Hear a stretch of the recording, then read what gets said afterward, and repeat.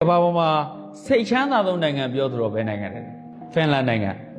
ကမ္ဘာမှာစိတ်ချမ်းသာဆုံးနိုင်ငံပေါင်း150လောက်စစ်တမ်းထဲမှာမြန်မာပြည်က129တဲ့မြန်မာပြည်အောက်ကတော့ရဲပြည်လောက်ပဲရှိတယ်တန်းစင်းစုံရော့နေပြီတို့နိုင်ငံဒါကြောင့်နေ့ကမ္ဘာပေါ်မှာဖွံ့ဖြိုးတိုးတက်မှုကိုတိုင်းတာတဲ့က GDP Gross Domestic Product အခွန်တွေဘယ်လောက်ရသလဲလို့နိုင်ငံတွေကကြွေးကြော်ကြ Gross Domestic Productဟာတို့နိုင်ငံကလမ်းကွန်ဘလောက်မီးကွန်ဘလောက်ရေကွန်ဘလောက်နိုင်ငံခြားတင်ပို့လိုက်တဲ့တင်ပို့တဲ့အခွန်ဘလောက်နိုင်ငံခြားကနေဝင်လာတဲ့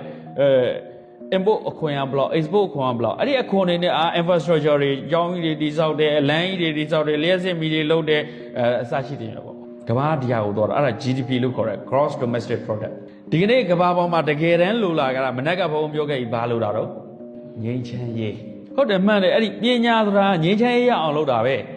လောကပညာတွေတက်တော့လေအေးအေးဆေးဆေးမိသားစုဘဝကိုယ်ပိုင်ဘဝအေးအေးဆေးဆေး stress မများပဲနဲ့